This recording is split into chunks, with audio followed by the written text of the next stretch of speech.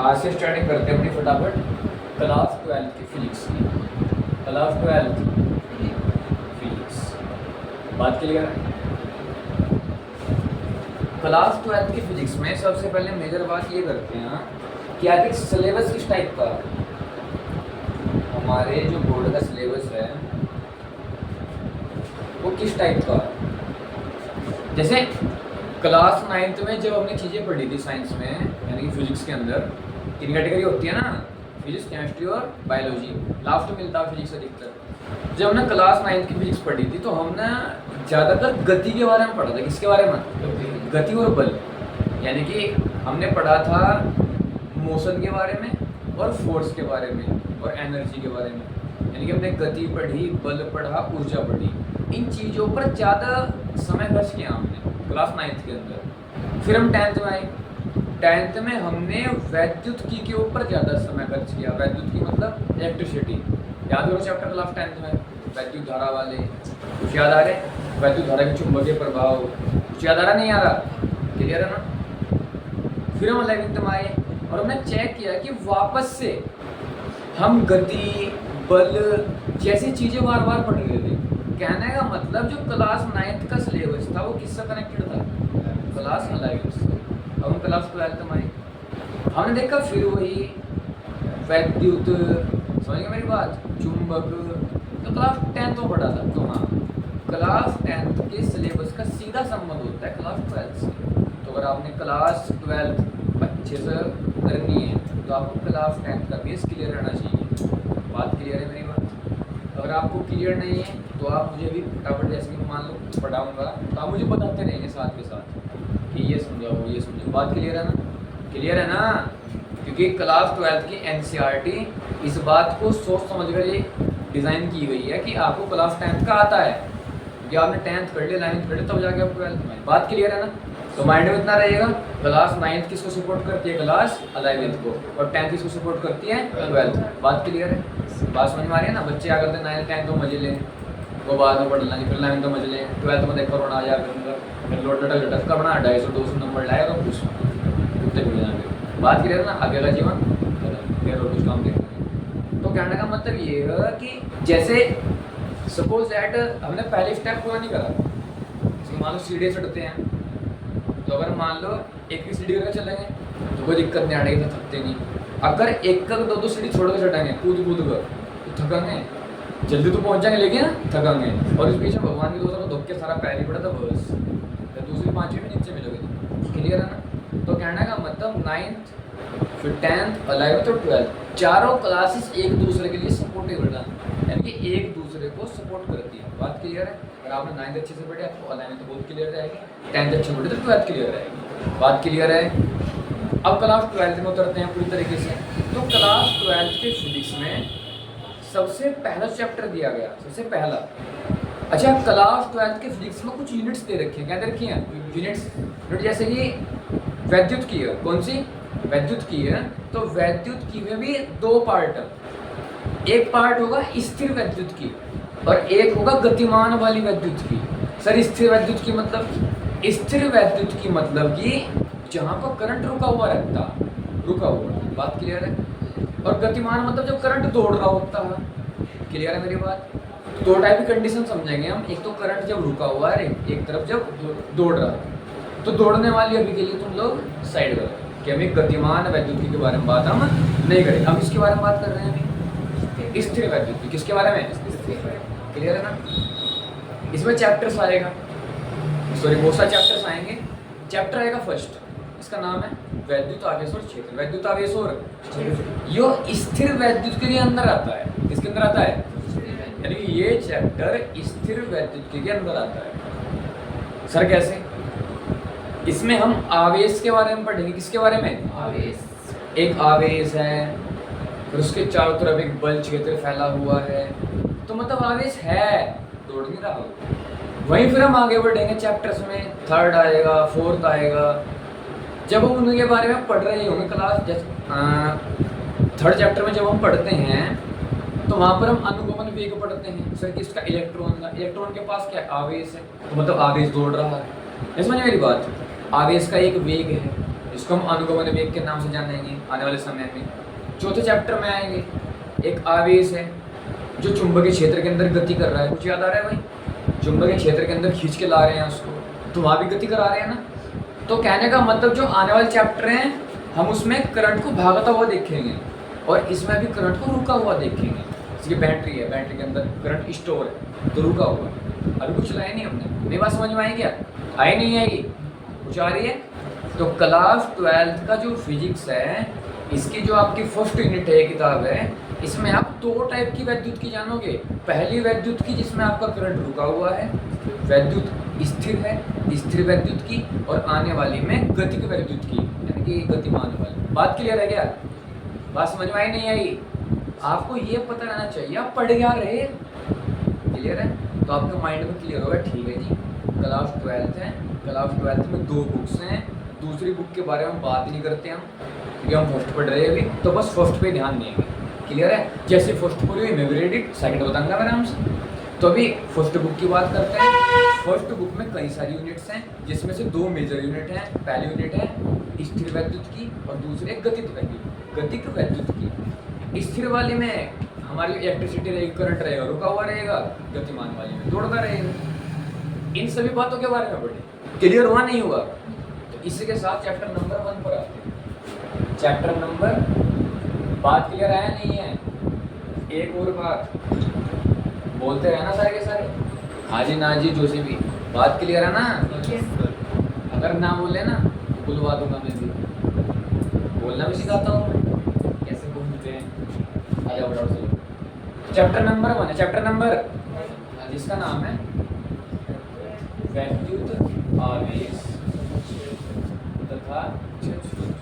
अच्छा, हर बार की तरह हम लोग क्या करते हैं, पहले चैप्टर का नाम समझते हैं, पहले चैप्टर का नाम समझते हैं। आखिर नाम क्या है, कम से कम एटलीस्ट हमें ये तो पता लगे चैप्टर है क्या, भाई पढ़ क्या रहे हैं हम।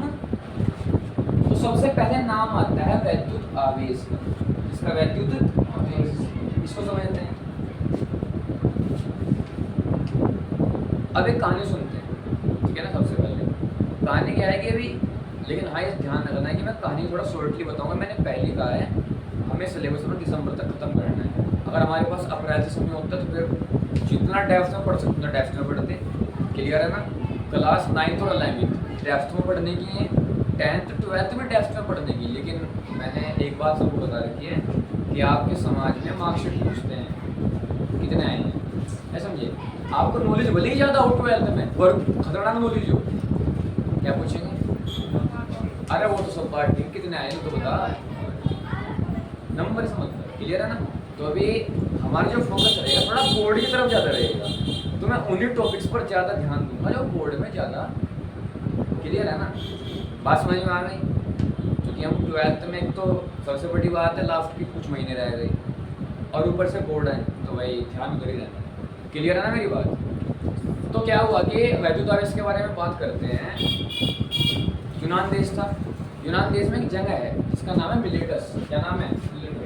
यूनान देश था, उसमें एक जगह थी मिलेटस। क्या जगह थी? मिलेटस। तो मिलेटस के एक वैज्ञानिक थे जिनका नाम था थेल्स। क्या नाम था? थेल्स। तो भाई ने क्या किया, अलग अलग प्रयोग किए। अब कैसे कैसे प्रयोग किए उनके बारे में थोड़ा हम ज़्यादा बात नहीं करते हैं। तो इतना समझ लो कि जैसे कि बिल्ली खाल होती है तो उसने हमने वो छड़ रगड़ दी, उसने वो छड़ रगड़ी होगी। क्लियर है ना? तो उसने उसके कुछ प्रभाव देखे कि वो छड़ जो थी बिल्ली खाल को अट्रैक्ट कर रही थी या फिर मतलब प्रतिकर्षित कर रही थी या आकर्षित कर रही थी। बात क्लियर है ना? मतलब वो छड़ क्या कर रही थी, बालों को या बालों के ऊपर प्रभाव डाल रही थी। बालों के ऊपर या तो आकर्षित कर रही थी या प्रतिकर्षित, मतलब या तो दूर भगा रही थी या अपने पास। अभी समझते हैं। क्लियर है ना? दोबारा सुनो। बिल्ली खाल के ऊपर छड़ रगड़ी और जैसे ही इसने बालों के ऊपर मतलब थोड़ा पास को लेके गया बालों के पास में, तो बाल इस तरफ को अट्रैक्ट हो गए। अब इतना समझ लो तुम लोग। तो इसके दिमाग में बस एक ही बात आई कि चलो यार छोड़ो, चाहे ये अट्रैक्ट करे और चाहे ये रिपल करे, मतलब चाहे तो ये पास को खींचे बालों को, चाहे ये दूर भगाए, कुछ भी करे। बात ये आती है इसके अंदर ये क्षमता आई कहाँ से? इसके अंदर ये क्षमता। तो कुल मिला के थेल्स ने चीजों को रगड़ने के ऊपर अलग थीसिस थी इसने, मतलब दो चीजें ली आपस में रगड़ी, क्लियर है ना, और इसी चीज को देख करके, इस चीज को प्रयोग कर करके भाई ने नई नई थीसिस बनाई। इसने कहा कि जब भी हम किन्हीं दो वस्तुओं को रगड़ते हैं तो दोनों वस्तुओं के ऊपर एक समता पैदा हो जाती है। समता मतलब कि एक पावर, उनके अंदर एक पावर आ जाती है। इसने क्या बोला कि जैसे कि मैंने एक छड़ को लिया और बिल्ली खाल से ऐसे रगड़ा तो उस छड़ के में एक पावर आ गई, जिस पावर के चलते वो कुछ चीज़ों को अपनी ओर आकर्षित कर रही थी और कुछ चीज़ों को अपने से दूर भगा रही थी। तो उसके अंदर समता आ गई, पावर आ गई, और इसी समता का नाम इसने क्या दिया? क्या नाम दिया? पहले तुम ये बताओ, बात समझ में आई नहीं है? क्लियर है? बिल्ली की खाल से उसने एक छड़ को रगड़ा और छड़ को रगड़ने से उस छड़ के अंदर एक समता आ गई, एक पावर आ गई। जब वो अलग अलग चीज़ों पर ट्राई कर रहा था तो कुछ चीज़ें आकर्षित हो रही थी, कुछ चीज़ें प्रतिकर्षित हो रही थी, तो आकर्षण और प्रतिकर्षण की समता इसके अंदर पैदा हो गई और उसी समता को थेल्स ने नाम दे दिया आवेश। तो कहीं ना कहीं हमें आवेश से एक बात तो क्लियर हो गई, आवेश मतलब क्या है और समता क्या होता है? समता एक गुण होती है। समता क्या होती है? अब गुण बताओ। गुण मतलब क्वालिटी। अरे अब भी समझ में आया क्या? क्वालिटी समझ लो या प्रॉपर्टी समझ लो, क्या सबसे ज्यादा मेन वर्ड रहेगा इसमें? प्रॉपर्टी। सबसे अच्छा वर्ड जो है, क्वालिटी ज्यादा अच्छा वर्ड है प्रॉपर्टी। प्रॉपर्टी मतलब मेरी एक विशेषता, मेरा एक गुण। क्या गुण? जैसे सपोज दैट मैं तुम्हें बोलने लगूँ कि भाई मैं 10 किलोमीटर दौड़ सकता हूँ, तो मेरा गुण है, मेरे अंदर क्षमता है 10 किलोमीटर दौड़ने की, और किसी के अंदर नहीं है। अब मान लो कहने लगे नहीं जी मैं तो आपसे ज़्यादा दौड़ सकता हूँ, मैं तो 20 किलोमीटर दौड़ सकता हूँ, तो इसकी क्षमता मेरे से ज़्यादा है ना? ज़्यादा है नहीं है? तुम ये बात बताओ, तुम्हें इसमें कुछ मैथमेटिकल करना पड़ेगा क्या? इतना दिमाग तो सबके अंदर है। भाई ये 20 दौड़ रहा, मैं 10 दौड़ रहा, तो ज़्यादा क्षमतावान कौन है? ये बात क्लियर है? मैंने कहा कि भाई मैं 50 किलो का चिन्ह कट्टा ऐसे उठा के ऐसे कर लूँगा एकदम से, तो भाई मेरी क्षमता है कि 50 किलो का कर लूँगा। समझ में आएगा मेरी बात? अब मेरे सामने 80 किलो का रख दो, नहीं उठने का, मेरी बात को समझना, नहीं उठने का ना, तो मेरी क्षमता कहाँ तक है? बस सिर्फ 50 किलो तक। 50 से ऊपर नहीं उठा सकता भाई, 50 से नीचे तो सब उठा। अब भी बात समझ नहीं आई क्या? आई या नहीं आई? अब इसने कहा आप 50 में तो ये 80 उठा लूँगा, ये इसकी क्षमता है। बात क्लियर है? तो समता से ये बात तो समझ में आ गई, समता कुछ दिखावटी चीज़ नहीं होती, हाथ में ले ली देखो भाई समता। समता का मतलब है अंदर की एक क्वालिटी, अंदर की एक प्रॉपर्टी, गुण। मेरा गुण है ये कि मैं 10 दौड़ सकता हूँ भाई, मेरे अंदर इतनी पावर है, मेरा गुण। समझ नहीं आया क्या? आया नहीं आया? और हम लोग कौन है? हम लोग है साइंस की भाषा में पदार्थ। कौन है? अब भी समझ नहीं आया? समझ नहीं आया क्या? हम लोग कौन है? हम सब चीजें टू जेड कौन है? ये घर है, ठीक है, ये घर भी पदार्थ है। इस घर की क्षमता है, इस घर को 50 साल से ज़्यादा हो गए, इस घर को 50 साल से और ज़्यादा 10 साल और भी घटा रहा है। समझ नहीं आया क्या? इस घर को 50 साल से ज़्यादा होगी तो उसका क्या है? ये इसका गुण होगी, इसकी क्षमता होगी, तो इसकी क्षमता इसका गुण है ना। एक इसके अंदर क्वालिटी है, भाई साहब 50 साल से ज़्यादा हो गए, बंदा फिर भी करता रख रहा। नहीं आएगा मेरी बात? क्लियर है? तो कहने का मतलब जो क्षमता होती है वो एक गुण है। चलो जी ठीक है। और सब चीज़ें हमारे आसपास क्या है? पदार्थ। अब एक बात बताना मुझे, क्षमता किसका गुण है? मेरा। क्षमता किसका गुण है? घर का। तो मतलब क्षमता किसका गुण है? समझ में नहीं है? क्लियर है ना? तो मतलब जो क्षमता होती है वो एक गुण है। क्षमता क्या है? एक गुण है। और क्षमता को क्या नाम दिया था थेल्स ने? आवेश। मेरी बात समझना, चीनी का कट्टा उठाना, भागना, दौड़ना, ये सब तो हमारे गुण हैं, हमारी क्षमताएं हैं। अब बात करते हैं जितनी हमने बातें सीखी ना क्षमता वाली, पदार्थ वाली, इन सब को हम थेल्स की कंडीशन में पुट करते हैं। थेल्स ने क्या कहा? छड़ ली, रगड़ी, किसी को आकर्षित, किसी को प्रतिकर्षित, इसके अंदर क्षमता पैदा हो गई।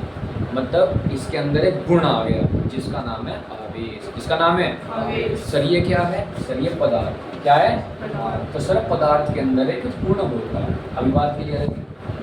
सर पदार्थ के अंदर एक गुण। जिसको क्या कहते हैं? आवेश। पदार्थ के अंदर एक गुण। जिसे क्या कहते हैं? आवेश। तो अब मैं आपसे पूछूंगा आवेश की परिभाषा, तो आप क्या बताओगे? सर आवेश पदार्थ का एक गुण है। आवेश पदार्थ का एक गुण है जो आकर्षण करने की और प्रतिकर्षण करने की क्षमता को बताता है कि भाई ये आकर्षित करेगा, भाई ये प्रतिकर्षित करेगा। अभी समझ नहीं आया? तो आवेश पदार्थ का एक गुण है जो आकर्षित और प्रतिकर्षित करने की बातों को बताता है, या आकर्षित या प्रतिकर्षित करने की क्षमता को बताता है। अब भी समझ में आया नहीं है? आया नहीं है यार? ठीक है। तो पदार्थों के अंदर क्या है? एक गुण, इसको क्या कहते हैं? आवेश। तो पदार्थ का एक गुण है आवेश। तो आवेश क्या है? सर आवेश पदार्थ का एक गुण है जो कि आकर्षण और प्रतिकर्षण की बातों को बताता है। प्रतिकर्षण की बातों को, बात क्लियर हुई या नहीं हुई? अब वो दिक्कत है क्या? क्या है? आवेश पदार्थ का एक गुण है जो कि आकर्षण और प्रतिकर्षण की बातों को बताता है। अब माइंड में एक बात आएगी, आकर्षण प्रतिकर्षण क्यों कहा? याद हो ठेस वाली बात, मैंने कहा था कि छड़ कभी आकर्षित कभी प्रतिकर्षित की चीज। क्लियर है ना? अब माइंड में एक बात उठेगी, सर एक बात बताओ, आकर्षण कब होगा, प्रतिकर्षण कब होगा? ये बात बता दो उस समय। हमें कैसे पता लगेगा अब आकर्षण हो रहा प्रतिकर्षण? अब उसके बारे में बात करेंगे। परिभाषा क्लियर होगी क्या? क्योंकि मैंने पहले बताया वैद्युत आवेश सदा क्षेत्र नाम है चैप्टर का, जिसमें हमने मोस्ट ऑफ उठाया अभी वैद्युत आवेश, तो पहले से ही समझेंगे। क्लियर है क्या? समझ में आया नहीं है? नोट्स तो उसको देख कर बना लीजिए। अभी आपको पढ़ो, उसका टाइम नहीं आना, टेंशन न लो। पूरी कोई जितने टेस्ट में आ सकते हो टेस्ट में जाओ जितना पॉसिबल है। बोर्ड एग्जाम देखते हैं। क्लियर है ना? ये अभी हमें इतना विद्वान नहीं बनना। विद्वान क्यों नहीं बनना?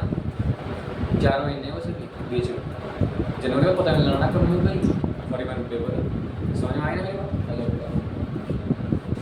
जनवरी का बहुत बहुत नहीं होता है तो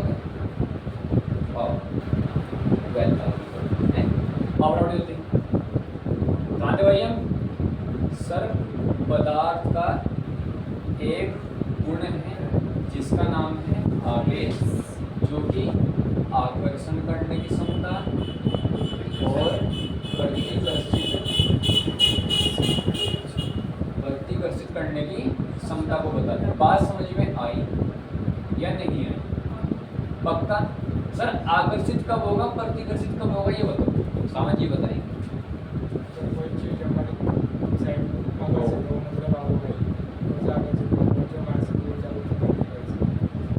बात इसने बहुत गजब की बताई है। सुनो, अगर एक जैसे आवेश होंगे इसे कहते हैं सजातीय। सजातीय मतलब कुछ नहीं है, सजातीय समान जात वाले। विजातीय, विजातीय मतलब विपरीत जात वाले, अलग अलग जात कह सकते हैं। समान जात कैसी? जैसे कि प्लस का प्लस का, माइनस का माइनस। विपरीत जात मतलब प्लस का माइनस का, माइनस का।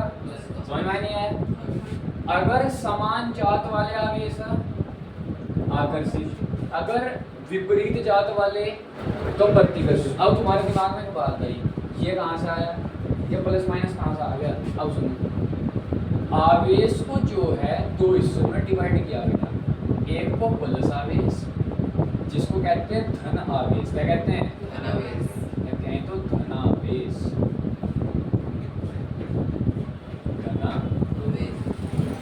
धन आवेश, धन आवेश। क्लियर है?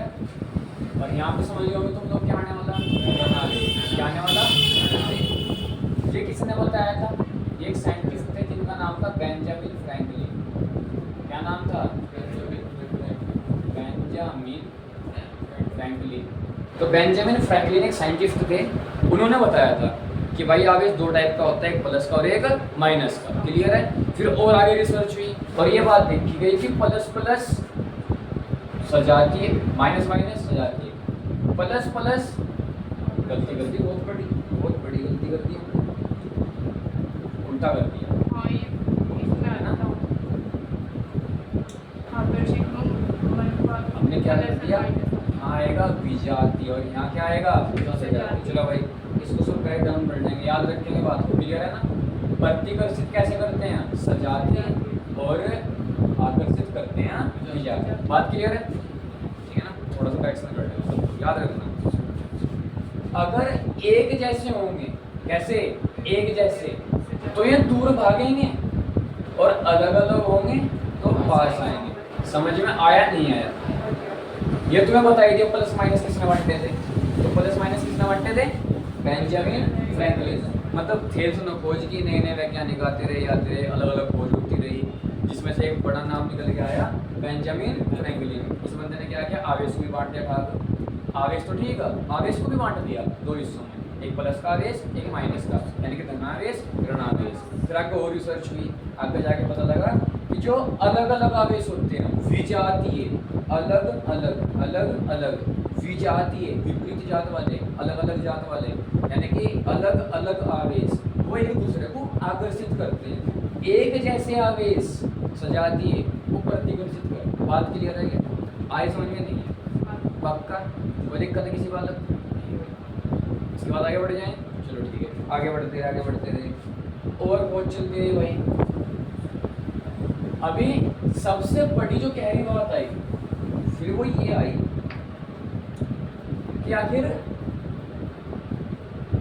आवेश तो आपने बता दिया कि आवेश क्या होता है, आवेश कितने प्रकार का होता है, सजातीय क्या करते हैं, विजातीय क्या करते हैं, तो समझ में आ गया। थोड़ा सा और आगे बढ़ा। अब जैसे बढ़ते गए साइंटिस्ट और खोज करते गए, तो खोज करके उन्होंने क्या किया, आवेशों की नई नई क्वालिटीज चेक कर ली। बोले तो आवेशों के गुण, आवेशों के, बात क्लियर है। तो उन्होंने नई नई प्रॉपर्टीज देख ली, नई खोज करके ये चेक कर लिया आखिर आवेश के अंदर गुण कौन कौन से। बात क्लियर है। तो पहला गुण सुनो ध्यान से, बहुत सारे गुण है, इंपोर्टेंट को ध्यान देना है, ठीक है ना। मैंने पहले बताया भाई, फोकस बोर्ड की तरफ बचना हर तरीके से। उसमें मोस्ट इंपोर्टेंट ये आता है कि योज्यता। क्या नाम आता है? योज्यता। योज्यता कहते हैं कि मान लो हमारे पास बहुत सारे आवेश हैं, तो ये जुड़ेंगे कैसे। बहुत सारे आवेश जो हैं ये जुड़ेंगे कैसे, तो याद रखेंगे आवेश को जोड़ने का तरीका सीधा अंकगणित की तरह है। अंकगणित मतलब बचपन में याद है, मान लो मेरे पास 2 -2 3 -4 ऐसा कुछ नंबर है, मैंने कहा सबको जोड़ो। मैंने क्या कहा, सबको तुम कैसे जोड़ोगे, 2 -2 3 ब्रैकेट क्यों, बचपन में सिखाया था। अगर माइनस वाले नंबर हो तो ना ब्रैकेट में लिखते हैं, अब फिर सब कुछ जोड़ते हैं, समझ में आएगा। फिर प्लस माइनस, फिर plus, plus minus, minus minus वाले एक साथ, 4 2 6 माइनस 3 2 5 6 + 5 है। जोड़ने का मतलब ये नहीं है 2 2 4 3 7 4 11, चिन्हों के आधार पे सोल्व करना। चिन्हों के, जो माइनस वाले है वो अलग, जो प्लस वाले है वो अलग, एक जैसे चिन्हों में जुड़ेंगे, अलग अलग चिन्हों में घटेंगे। ध्यान समझ में आएगा, अलग अलग चिन्ह थे ना, ये प्लस का माइनस का घट गए, एक जैसे चिन्ह थे, देखो एक जैसे चिन्ह जुड़ गए, एक जैसे चिन्ह जुड़ गए, अलग अलग चिन्ह घट गए। बात क्लियर नहीं है क्या? मैथ सीखा कभी अंकगणित के दो बेटे याद रखियो, जब एक जैसे चिन्ह जुड़ते हैं, अलग अलग चिन्ह घटते हैं, एक जैसे चिन्ह जुड़ते हैं, अलग अलग चिन्ह घटते हैं। क्लियर है? और यही सेम काम होता है आवेशों के साथ में। किसके साथ में? मान लो मैंने ऐसा कह दिया, माइनस के 2 गुलाम आवेश, माइनस के 4 गुलाम आवेश। अब आपके दिमाग में एक बात आई हुई, तुरंत पहले एक बात बताओ, ये गुलाम कहाँ से आ गया? तो गुलाम इतना समझ लो तुम लोग, एक वैज्ञानिक का नाम है, इसका जिसके नाम पर आवेश को मापने की SI यूनिट लिखी गई है। यूनिट SI क्या है? अब हर चीज को मापने की दुनिया में कुछ यूनिट्स बना रखी है। यूनिट्स मतलब जैसे कि मान लो मैं दुकान पे गया, मैंने कहा जी चीनी दे दो, क्या कहेगा कितनी ये 2.5 किलो दे दो, किलो। अब कनाडा को कर दिए 2000 दाने कर दो, मैं कितने दाने, 2000 दाने। सुना कभी भाई, सुना हो तो भाई, ये सुना होगा, इस बंदे ने सुना। ठीक है, दुकान पे जाकर जमा लियो भाई, तो 3000 दाने करता था वो। तो बेटे दुकान पीछे घूम का आ जाएगा, 3000 तो 4000 ले भी जाइए। बात समझ में आई नहीं आई? तो हर चीज़ को मापने की क्या है, यूनिट क्या है। आप डेयरी पे गए, मुझे 2 लीटर दूध कर दो, लीटर। तो चीनी किस में मापी, किलो। ठीक है ना, दूध किस में नफा। अब इन्होंने कहा था मतलब किलो मांग कर रहा हूँ। आप केले की दुकान पर गए, जी केले दे दो, 2 किलो कर दो, 2 दर्जन कर दो। किस में नापते हैं, दर्जन। समझ नहीं आ रहा है, पाव, दर्जन, किलो। अब मैंने क्या काम का, एक काम करिए यार, इससे लेगा कितने मीटर की लानी, कितने मीटर की, मीटर, सेंटीमीटर, किलोमीटर, ये सारी यूनिट होती है। बट क्या हो, मापने का एक साधन मान लो तुम अभी।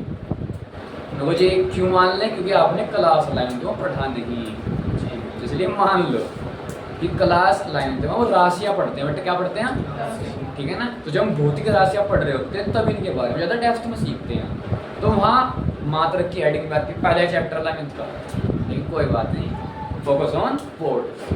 ये वाला बोर्ड भी, अपना बोर्ड भी, क्लियर है। तो तुम लोग इतना मान लो कि कुछ यूनिट हो दुनिया में नापने के लिए जो बनाई जाए, किसके लिए, नापने के लिए या मापने के लिए। हाँ जी,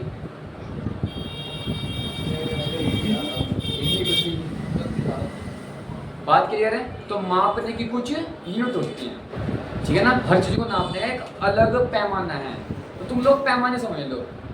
मान लो मेरा वजन किस में नपागा, किलो में। मेरी लंबाई किस में नपागी, सेंटीमीटर, मीटर में, फुट में। समझ नहीं आया क्या, ठीक है। तो ऐसे ही आवेश मापने का भी एक यूनिट है, उसका नाम है कूलाम। क्या नाम है, अब समझ गए। तो आवेश किस में नापा जा, क्लियर है ना। तो ऐसे कहते हैं, हाँ भाई 2 कूलाम आवेश निकाल लो, 3 कूलाम आवेश निकाल लो, क्लियर है। 4 कूलाम आवेश निकाल लो, बात क्लियर है क्या। तो आवेश किस में नपता है, कूलाम में। तो आवेश की एसआई यूनिट, आवेश की एसआई यूनिट क्या है, कूलाम। किसके नाम पर रखी गई थी, कूलाम के नाम पर ही रखी गई थी, क्लियर है। एक वैज्ञानिक थे कूलाम। जब मैं कूलाम का नियम पढ़ाऊंगा थोड़ा सा ज़्यादा इसके बारे में जब सीखते हैं, क्लियर है। तो एक अभिन्न समझ लो, कूलाम एक वैज्ञानिक थे जिन्होंने अपनी खुद की यूनिट दी थी आवेश को मापने के लिए, या खुद की छोड़ दो, आवेश को मापने के लिए जो यूनिट बनाई गई थी वो इनके नाम पर पड़ी थी, बस इतना समझ लो। अब भी समझ नहीं आया क्या। आवेश किस में नपता है, कूलाम। आवेश किस में नपता है, कूलाम कौन थे, वैज्ञानिक। कूलाम कौन थे, खुद के नाम पर इसकी यूनिट, क्लियर है क्या। तो 2 कूलाम, माइनस के 4 कूलाम, 5 कूलाम, 6 कूलाम, ये आवेश हैं। क्या है, मैंने पहले बात बताई कि माइनस में भी हो सकता है आवेश, 2 चीजें होती हैं, माइनस का या। तो माइनस के 2 कूलाम प्लस, माइनस के 4 कूलाम प्लस, 5 कूलाम प्लस। कोई समझ में नहीं आएगा, बात क्लियर है ना। माइनस बढ़ेगा ना, तो ब्रैकेट में बंद कर दिया करो, प्लस माइनस। अब देखो ध्यान से, -2 -4 माइनस के 6, 5 और 6 11। अब अलग अलग चिन्हों के देखो, एक जैसे चिन्ह थे जोड़ दिए, अलग अलग चिन्ह थे, सॉरी गलती कर दी, एक जैसे चिन्ह थे जोड़ दिए, एक जैसे चिन्ह थे जोड़ दिए। अब अलग अलग चिन्ह, अब घटे, तो 11 में 6 गए, 5 बड़ा गुना प्लस। समझ नहीं आ रही क्या बात, आई नहीं आई। कैसे चिन्ह थे, एक जैसे, 4 2 कैसे चिन्ह थे, 6 5 कैसे चिन्ह थे, अलग अलग, तो घट गए। समझ नहीं आया, आंसर उसमें जो बड़ा होता है प्लस का। अब भी समझ नहीं आया, ठीक रहा थोड़ा सा कम से कम सोच रहा हो, बात क्लियर है, समझ में आया नहीं आया।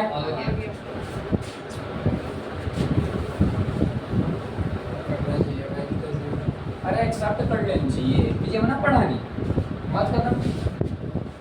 मेरे जरा बच्चे पूछो ना, कोई लड़कों में हो गया क्वालिटी आवाज, लड़के से पूछो पढ़ा, हाँ थोड़ा सा पढ़ा था मैंने। याद आया कुछ? इन्होंने मना कर दिया यार। लड़कियां हाँ जी पढ़ा, पूछ लो। लड़के कुछ पढ़ा, कुछ नहीं आता ना, कुछ नहीं आता, कुछ नहीं शुरू से समझ। या पॉलिटिक्स ही लग रहा भाई, नहीं आता मना कर दो, कम से कम मैं उसी लेवल से तो उठाऊंगा। अब पहले कहते आओ जी तो बता फिर तेरा स्कूल नहीं आया था, बुखार पड़ रहा। आगे बढ़े चलो। तो ध्यान क्या कर लिया हमने? सबसे पहले आवेश की खोज किसने की? आवेश को दो प्लस माइनस किसने बांटा? सजातीय में क्या हो, विजातीय में क्या हो, क्लियर है ना। उसके बाद में आवेशों को प्रथम गुण पढ़ लिया हमने योज्यता, मतलब जोड़ते कैसे हैं, एक जैसे एक साथ जुड़ा, एक जैसे एक साथ जुड़ा, क्लियर है ना। फिर अलग अलग घट जाए, बात क्लियर नहीं हुई क्या? अलग फटाफट आगे। सबसे मेन नियम है भाई, नियम नहीं है, ये है गुण। आवेशों गुण चलते थे ना हमारे, तो पहला गुण किसका था? योज्यता। योज्यता मतलब जी जोड़ते कैसे हैं, अगर कई सारे आवेश हो तो जोड़ते कैसे हैं। यूनिट के बारे में सीख रहे, यूनिट कौन होगी। अब हम सीख रहे थे दूसरे गुण के बारे में, किसके? आवेश के। किसके? समझ नहीं आ रहा है? आवेश का पहला गुण योज्यता, जोड़ते कैसे हैं सीख लिया। आवेश का दूसरा गुण जो सबसे मेन, जिसका नाम है क्वांटमीकरण। क्या नाम है? क्वांटमीकरण। एक नंबर नहीं, एक नंबर गुण है भाई। इसको कहते हैं कि मैं क्या कहते हैं? परमाणुकता। चेक कर ले एक बार, परमाणुकता ही कहेंगे क्वांटमीकरण।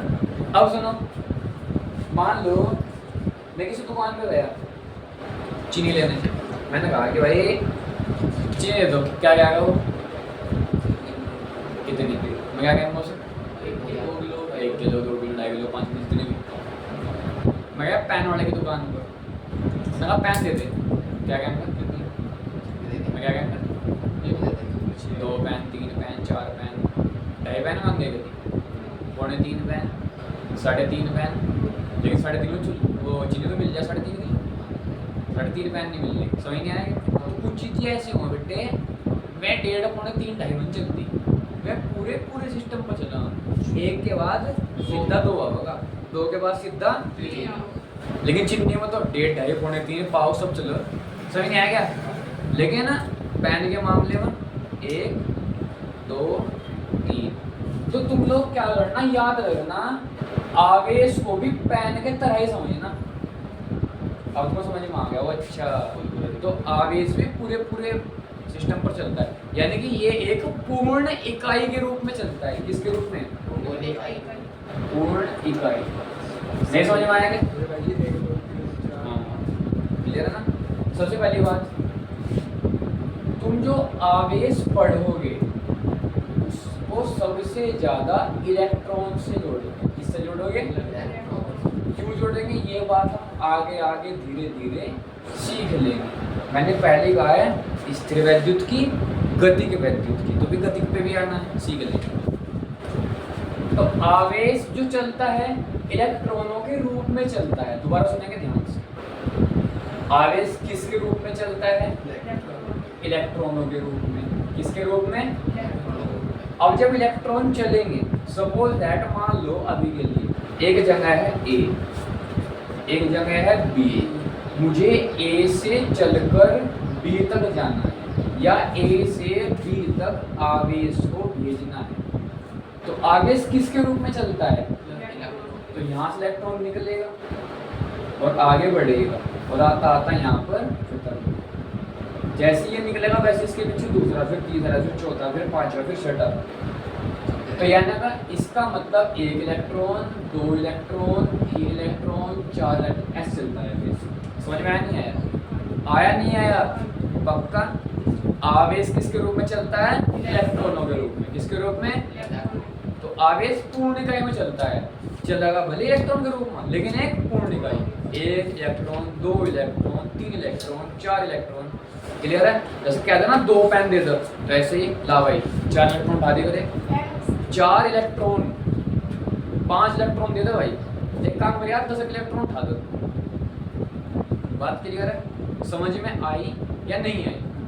क्लियर है ना? अब मैं लूंगा रिवीजन फटाफट। अब मुझे बताना जहाँ पर भी अटकूं। सबसे